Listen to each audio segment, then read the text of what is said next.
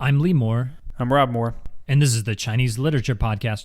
Rob, today is a part of our Lu Xun series that we've been looking forward to because it's kind of the most classic Lu Xun story ever. This is the story that everyone knows about. This and Diary of a Madman, right? But even then, I would argue A Q even more so. I mean, even in Chinese culture, you have something like A Q Jingshen, like A Q spirit, A Q something, A Q-ism sometimes, right? Diary of a Madman doesn't have that kind of cachet, right? I mean, it's still incredibly important, but not quite the same thing. I think maybe it's fair to say that Diary of a Madman, the Kuangren Riji, was more revolutionary for its time. A Q has maybe had a slightly longer lasting influence. And I think the reason for that is that the titular character of this story is so much harder to parse than a lot of critics and commentators either realize or will argue. I mean, the standard way to discuss Lu Xun is always in the context of his Chineseness, right? So he's the great Chinese writer. He spoke to the Chinese spirit, the Chinese struggle, and all that. But for all that, if you really just read the story, you get to the end and you go, wait, so how am I supposed to read this character? Is he a complete clown? Are we supposed to be sympathetic? Is he tragic? Are we supposed to think he's an idiot and dismiss him? There's so many ways to read him. I think we're already getting too insider baseball. Rob, can you just introduce the story? I'm going to do my best. And the reason I say that is because this is a surprisingly difficult story to summarize because it's both just a series of vignettes and it's also a single story whose ending is very, very different from the rest of the story in terms of form, in terms of content. So the whole thing, the true story of A Q, is the story of, was the unofficial biography of a nobody, a guy in a village, Chinese character A, English letter Q, much has been made of this. He's an idiot and kind of a joke for whom everything fails, nothing works, and yet he always manages or in his own head to turn that into a great victory. So, for example, in the beginning of the story, he claims kinship with one of the noble families in the area, the Zhaos. One of the Zhao clan doesn't appreciate this and beats the snot out of him. And A Q, who's, been beaten to a pulp, drags himself back to his lodgings in the Buddhist temple. And as he goes, he says to himself, though, that wasn't really a beating, right? That was a kind of like a disciplining, right? That's what family members do, right? You discipline each other to make each other better. So he claims to be related. I mean, still he claims some sort of relation to the Zhaos, and he kind of like gets some face, I guess is the right word, some mianzi. And one of the things that I love about the story, it is very bleakly funny. And one of the adventures that he has is he decides, you know what, I've gone low enough, and he finds this louse-ridden beggar and decides he's going to insult that guy and at least be higher than the louse-ridden beggar. The beggar doesn't appreciate it, gets up, gets in a fight. A Q loses that too. This is the fight with Xiao Di, right? Yeah, which is frankly kind of funny in a not funny way. I don't know how else to say that. The story goes on like that. He loses, but in his mind he wins, etc. And there are several times that he harasses women, some of which he gets in trouble for, some of which he kind of is able to pull off without getting reprimanded or punished for. But even when he gets away with it, he's always sort of cheered on. Those of you who go to high school and there was a kid that was kind of a laughing stock and they attempted to do something cool and was clearly failing. Everyone still cheered him on anyway because it was sort of funny. Very uncomfortable. But history overtakes A Q and his village. And this is, for me, the point where the story really goes from, Rob, what you called sort of sad funny, I think, to bleakly funny. Yeah. Bleakly funny to a sort of dark sense of foreboding that has really no humor for me. The humor goes out in the final part of this story. And keep in mind, this is an episodic novella, so it was written in different stages and published in different stages. So Lu Xun is kind of changing things up right here at the end.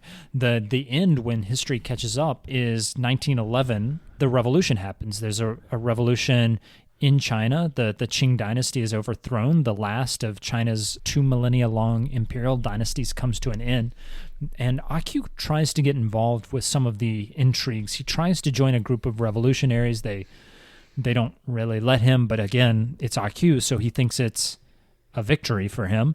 He thinks of himself as having joined the revolutionaries, and he claims to have joined the revolutionaries. And then the novel or novella ends with him being arrested and carted off to the Yamen, the government office, and he's worried about how he's going to sign his name on the confession. He doesn't actually, he's not able to sign it, so he tries to draw a circle, but he's anxious about not being able to draw a perfect circle.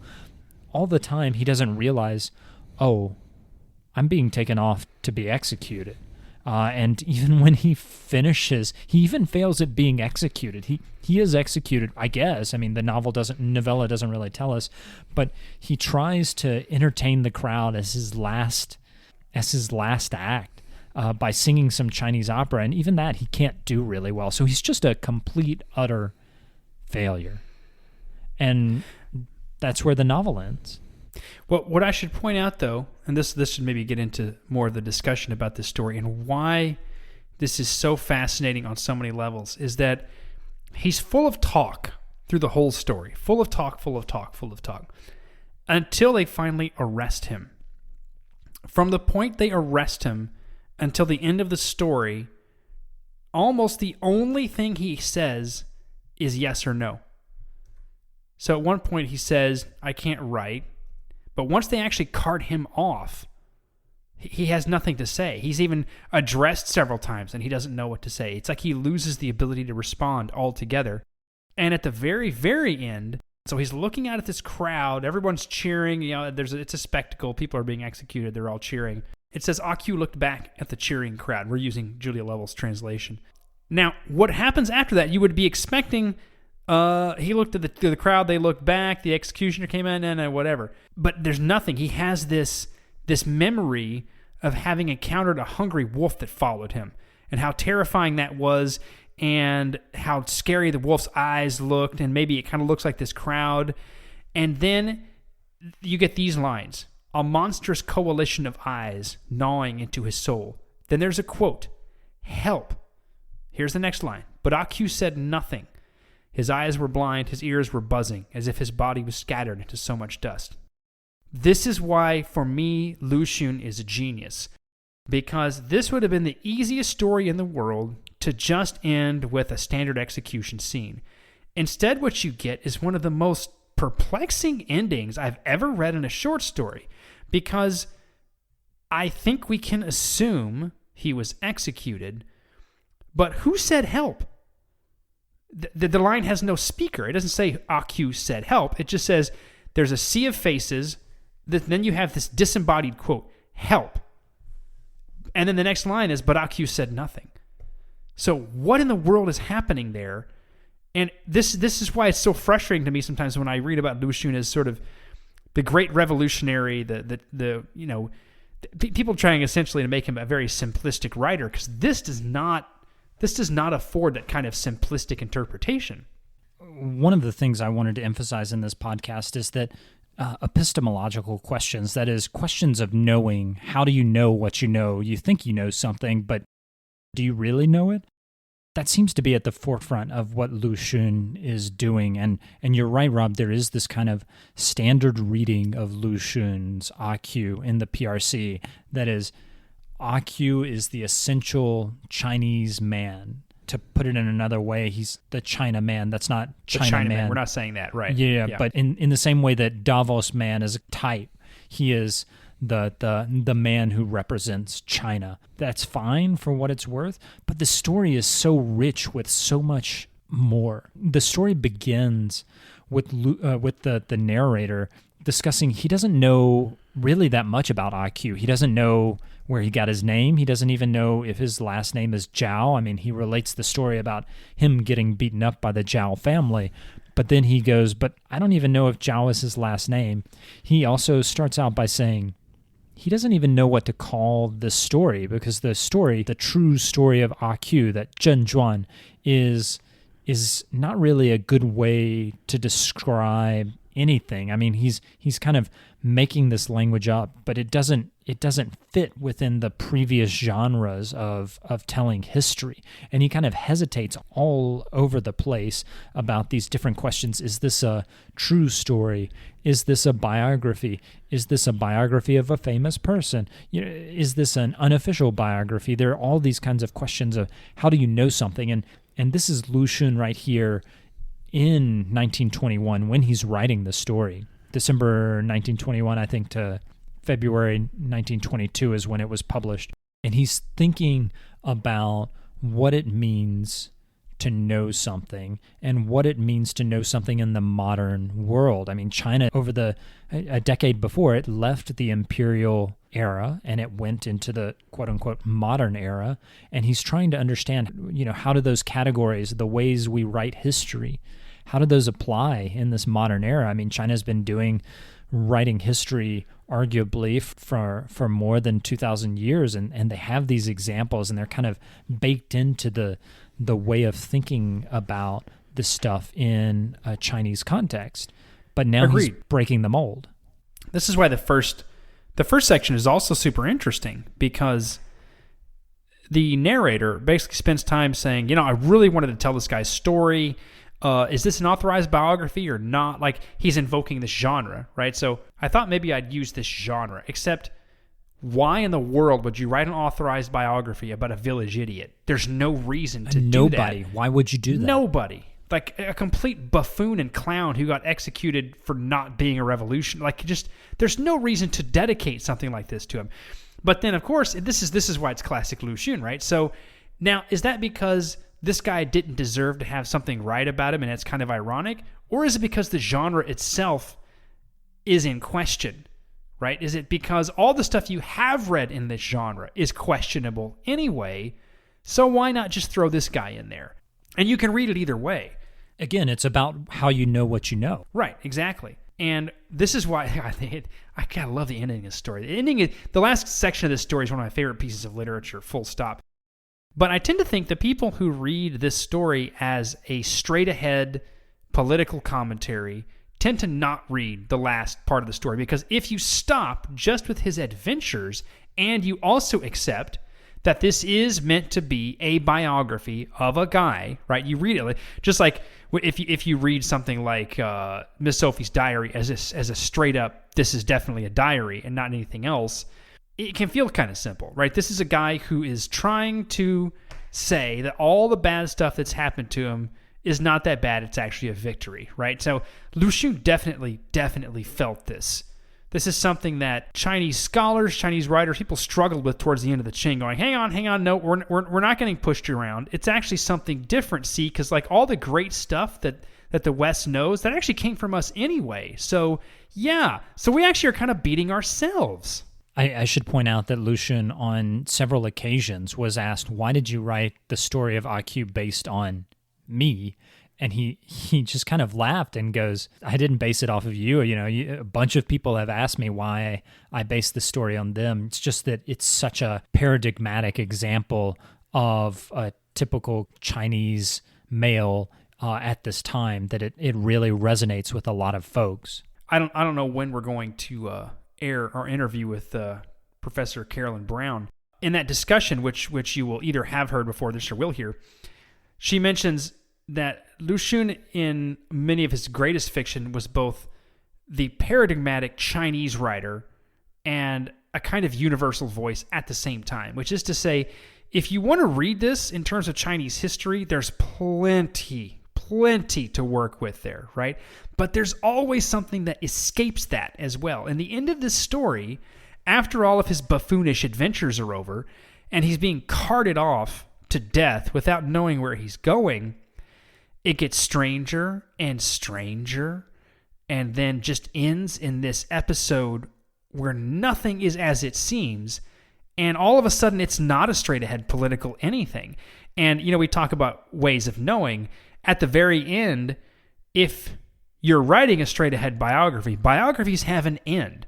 The person's dead. You write about how they died. That's how it works. You don't write an ending like this where, first of all, how in the world would you know what went through his mind?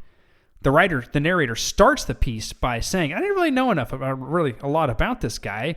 And then at the very end, he's still able to narrate a memory his he had about final a wolf? Yeah, that's not possible.